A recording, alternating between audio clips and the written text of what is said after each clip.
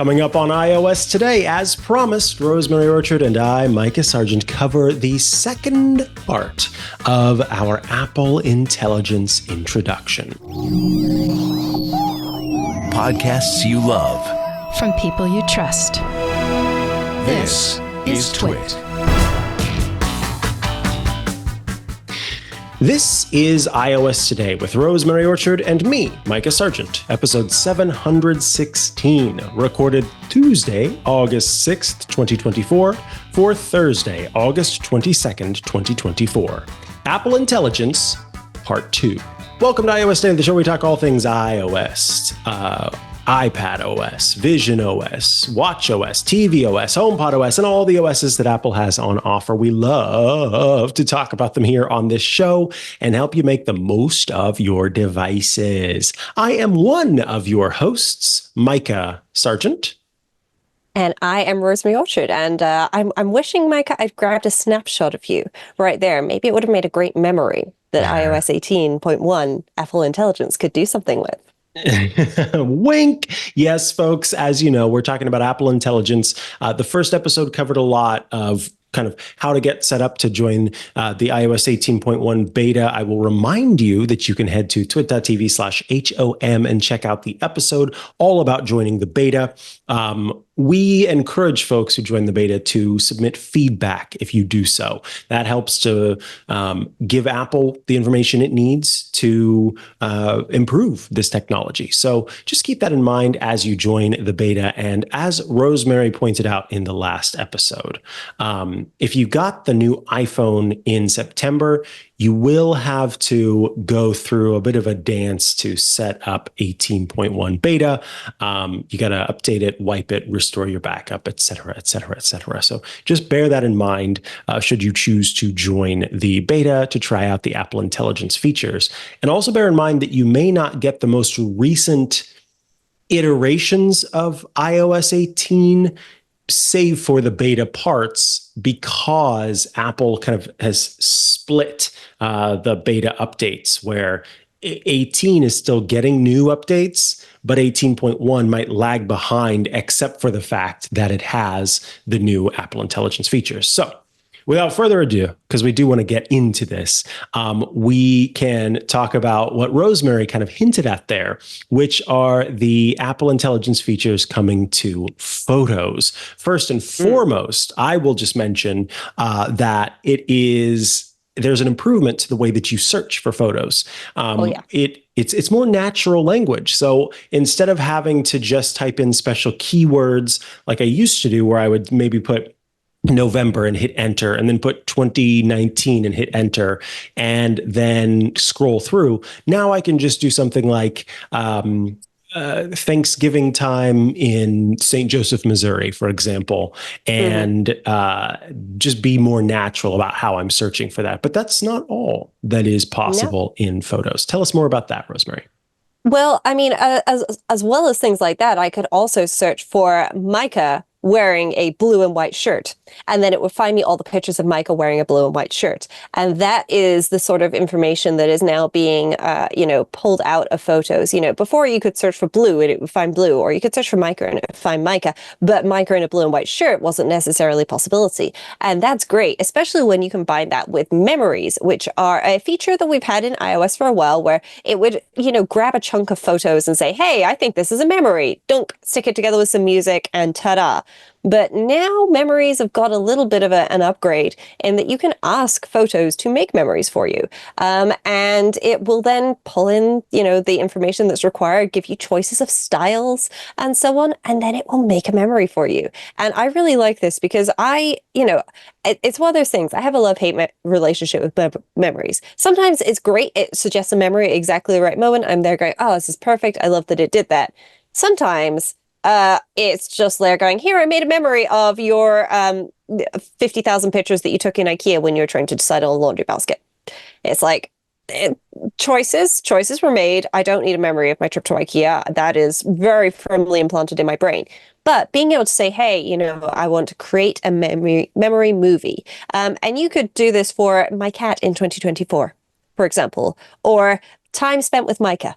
if you're me, because then it would find all the pictures that I've got of Mikah and all the pictures of us together.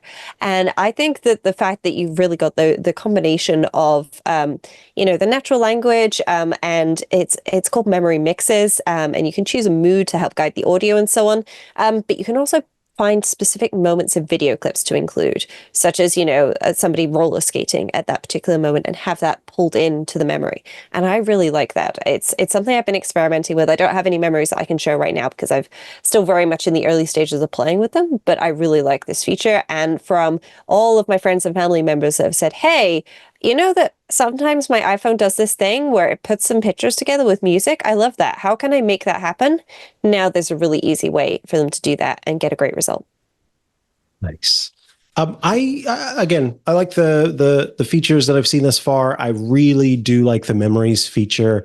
I like how when it's generating photos, it kind of shows you a tile of the different photos it's thinking about including. And I like that you can take a more active role in producing memories than just the ones that kind of automatically pop up. Now, photos is just one section. Transcription, which we've seen in some places, like when you send an audio message in your iMessage conversations, transcription's appearing in more places. So in the Notes app, for example, you can transcribe your voice, meaning that anyone's voice, frankly, you can transcribe audio and kind of import it into the Notes app and have that provide a summary of what was said in the transcription. So again, for someone like me who can be long-winded at times, perhaps I could transcribe what I'm saying and then have Apple Intelligence summarize it, and then I can provide that as an answer to someone who's asking me a question. But transcription in general, I think getting those improvements across the system and not just as kind of a subset of the messages feature is quite nice. Yes. In particular, combined with call recording, which is a new feature in iOS 18.1, which will automatically announce to everybody on the call that the call is being recorded. It will save that recording and an automatic transcription into Notes. And I think that is incredibly useful. I know a lot of people have been asking for call recording on iOS for a very long time, and the fact that we have that now, and it gets saved in somewhere logical, and also just Siri search in general on your iPhone is improving. So you can search for something and you could just say, hey, call from Thursday, and it will find it. You can say, hey, Apple lady, show me my call from Thursday, and it will find that note with the call recording for you and that transcription. And then is there anything else in phone that is worth talking about? Well, it's not specifically an Apple Intelligence feature, but I am going to remind people that we now have T9 dialing for the folks that do want that, which is where, if you remember the old, you tap the what was it, the 8 button 3 times to get a V, it would be TUV. So you tap it once to get a T, tap it twice to get a U, tap it 3 times to get a V. You can now use T9 dialing, which is sort of based or similar to that, in that if you tap like the numbers for the letters. So if I typed, I'm guessing it's a 6, and then a 4, I'm doing this in my head. But if I start typing Mikah, so I do 6, 4, I guess 5, and then it would find Mikah and give me the option to phone Mikah, which is really nice if somebody wants that. I personally basically always just search for the contact and then tap on that to call somebody. But for folks who are looking for things like that, then that is available. And the transcription of the phone calls as well, in combination with that, is a nice add. All righty. Then, of course, we have some new additions in Safari. This has been something that I was excited to see with Apple Intelligence. There are a number of times where you're reading an article and you maybe go into reader mode to kind of view a simplified version of the page. But taking that a step further and not only reading a simplified version of the page, but also reading a simplified version of the article by way of a summary. Safari now will give you a summary of what is being said in an article and give you an understanding of kind of the overall piece that someone has written. And I quite enjoy this new feature in Safari. I think that, sometimes you just need to quickly get through a piece and you don't really need the rest of it. Sometimes it is worth, of course, digging in a little bit more, but I think that it is a welcome addition to Safari. Yes, in particular, combined with the ability to have Siri read that summary aloud, which you can already do through reader mode. If you go into the reader mode by tapping on the little icon in the left-hand side of a Safari page, then you can have Siri read the article aloud. But it's really nice that you can also have Siri read that summary. You can show them if you ask again from your iPhone. My HomePod's not that smart, unfortunately. It just tried to jump into iOS today. Hi, HomePod. Keep to yourself, please. Stay in your lane. Yeah, I like the improvements there. And then last but not least is the Apple Intelligence Report. This is something that I think people might overlook, and it's worth not overlooking it. Can you tell us a little bit about that? Yeah, so the Apple Intelligence Report is essentially within the settings of your device. Under privacy and security, you can get an Apple Intelligence Report, which will tell you all of the Apple Intelligence things. And I have literally only just set this iPad up, so there's nothing that is going to show up here because it's finally after like 2 weeks taken me off of the wait list. So if I tap on export data, it will crash and take me out to the home screen. But you can export your Apple Intelligence data. And this is part of Apple's promise around transparency for privacy, so that you know exactly what's being processed where, when, and how. Is this being processed on device? Or when we get the ChatGPT integration with a Siri later, which we don't have right now, that's not in the iOS 18.1 beta even yet, then we'll be able to see, what requests were sent off to that as well, and get all of that data. And I think that this is very nice. It's nice and easy to get to, unless your device crashes like mine did. But you just go into settings, and then you would scroll down to privacy and security, and then scroll down again, and Apple Intelligence Report. You have to ID with Face ID. You can get a report duration of 15 minutes, 7 days, and then you can export your activity, which in my case crashes to the home screen consistently. So guess what? I've got to go file some feedback. Alrighty. Yeah, mine is working for my iPhone, and I was able to export it, but and the thing to bear in mind is that it is a JSON file. So if you have trouble kind of grokking what that means, you might want to get an app that can kind of process JSON files and display I recommend them. JSON, JAYSON for those files. It's a nice visual way of getting around the files, and it's free to download and use. There you go. We always have great app recommendations on the show. It's part of it. So let me briefly mention that, as we talked about in the last episode, writing tools, priority notifications, priority messages in mail, summary of long email, for example, providing summaries of phone conversations, being able to reduce interruptions with the special AI feature, and something like Smart Reply in Mail, which I talked about being a really great feature to make sure you don't miss any conversations. The newly designed Siri, the ability to type to Siri instead of just speaking to Siri, the product knowledge that Siri offers, and the ability for it to understand when you're having a conversation for saying, for example, set an alarm for, set a timer for 10 minutes, actually make that 5. It will know that you want to set a timer and that you only want that timer to be for 5 minutes. On-screen awareness is something that's coming, that's not yet available. Personal context is also not yet available. And taking action across apps is not yet available. So, for example, saying, send the email I drafted, if you're in the Notes app, for example, to April and Lily, it could take the email out of Notes and send it as it needs to. Those features are, for the most part, the ones that are available. What we don't yet have are Image Playground, which is an app, the Genmoji, the and a couple of the other kind of special features that are tied to media generation. Those are not yet available. So we will be on the lookout for those and, of course, report on those when they do become available.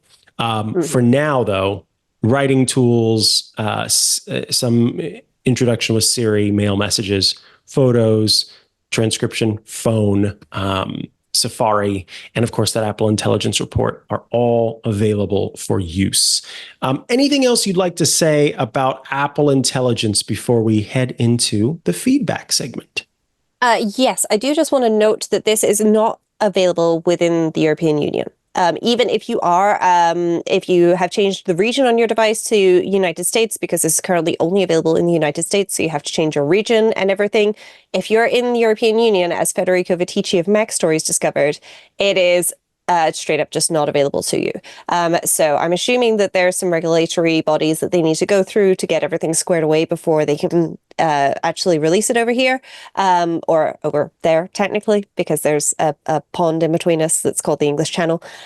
However, yeah, unfortunately, this is currently only available in the United States. So if you are going to switch your device to United States because you are a developer and you want to get all of the new features ready so that you can test your app with it, then don't forget, after you've done that, to go into settings general, and it's actually under keyboard, to change your region settings back so that you can have 24-hour time and start your weeks on Monday. There you go. All righty, folks, let's head into feedback. Alex writes in, "Hi, Mikah and Rosemary. I've been using my iPad OS in place of my Mac now for quite some time, so using an iPad instead of Mac. One thing I'm missing about Mac OS is having the Rocket app, and then they include a link, matthewpalmer.net/rocket, that allowed me to use Slack syntax for emoji when typing out the name or alias of an emoji between colons. So, for example, if you typed in Slack, if you type in :rocket : it actually appears as that emoji in that. And so the app lets you do that. Everywhere. Thank you. Sorry. And so it will let you do that across all of Mac OS.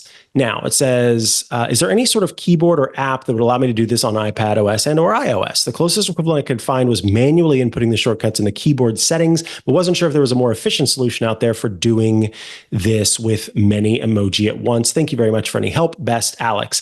And then Alex did include a pet tax, says a picture of our Cilium Terrier Daisy.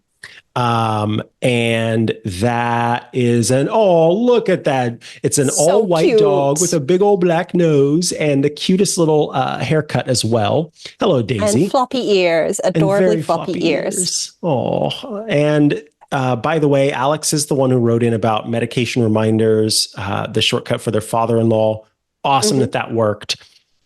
Rosemary, I'm curious to hear your suggestions, because I was going to say Text Expander, the app, would be maybe an option on. Yeah, so Text Expander is absolutely a great option. And it's a subscription service, but it will do more than just emoji. It can do,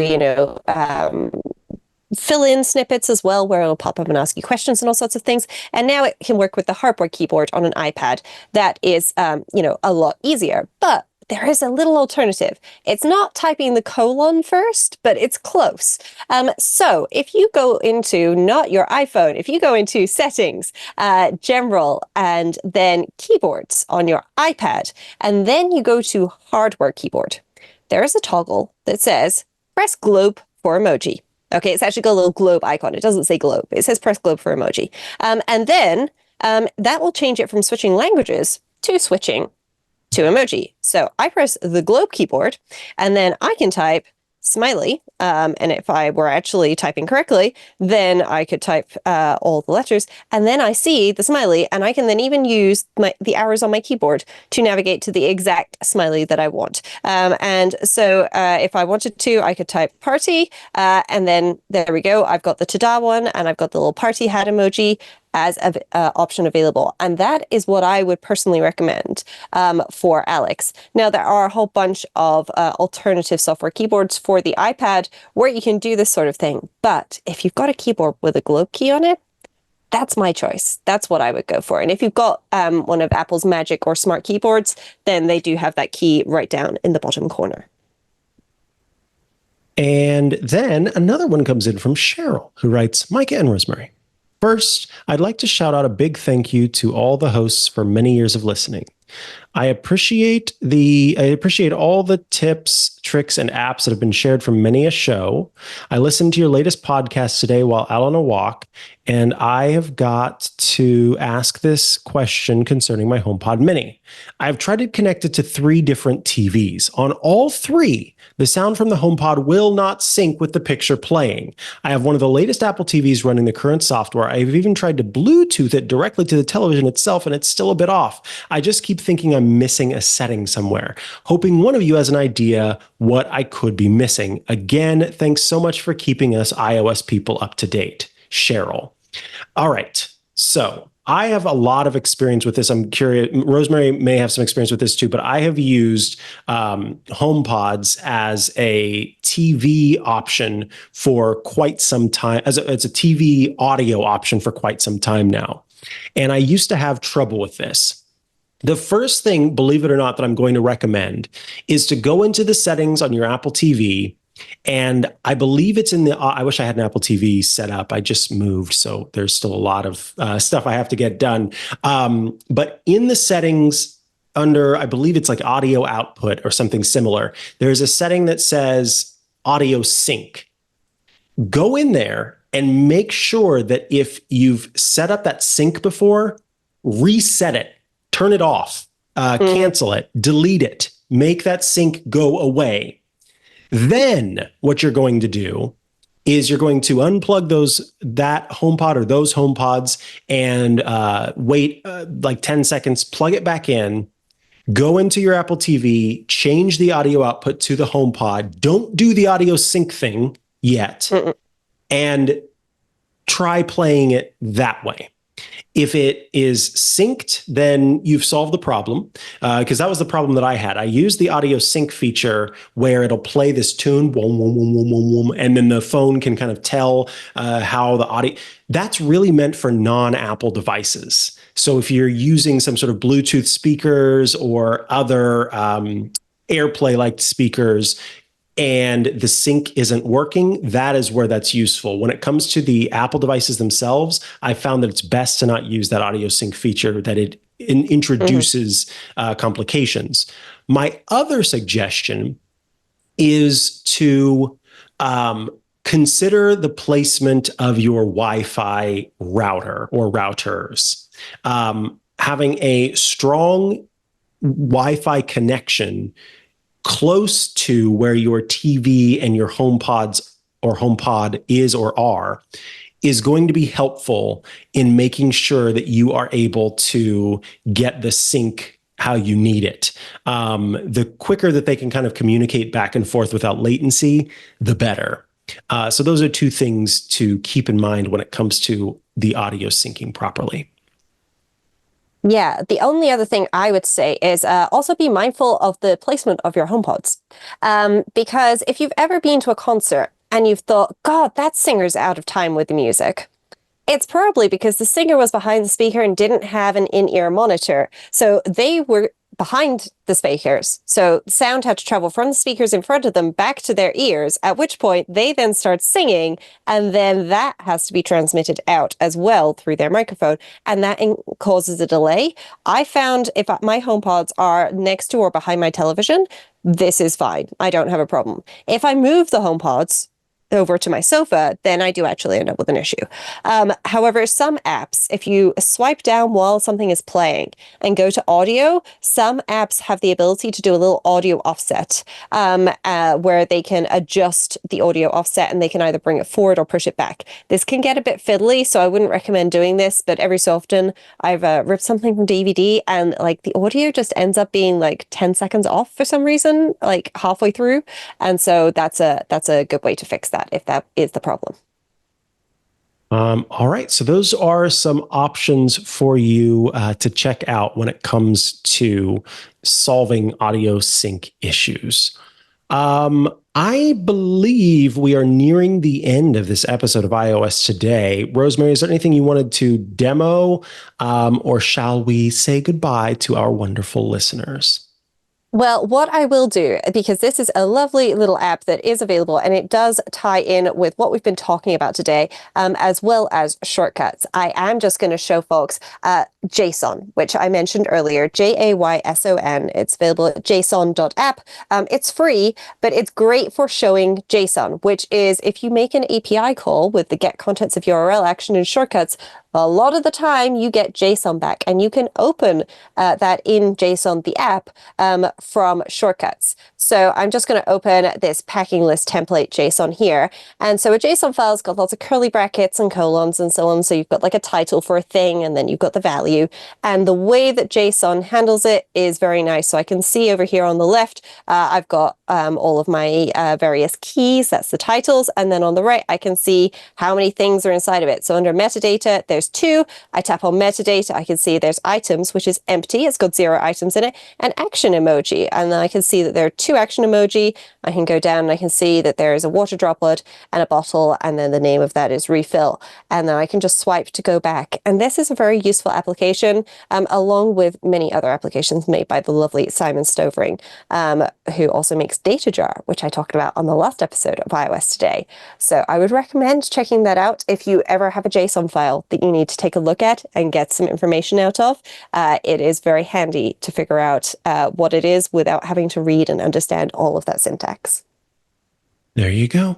Folks, that's going to bring us to the end of this episode of iOS Today. If you have questions, feedback, shortcuts, corner requests, or more, you can send those to iOS2day@twit.tv. That's iOS2day@twit.tv. We'd love to hear from you.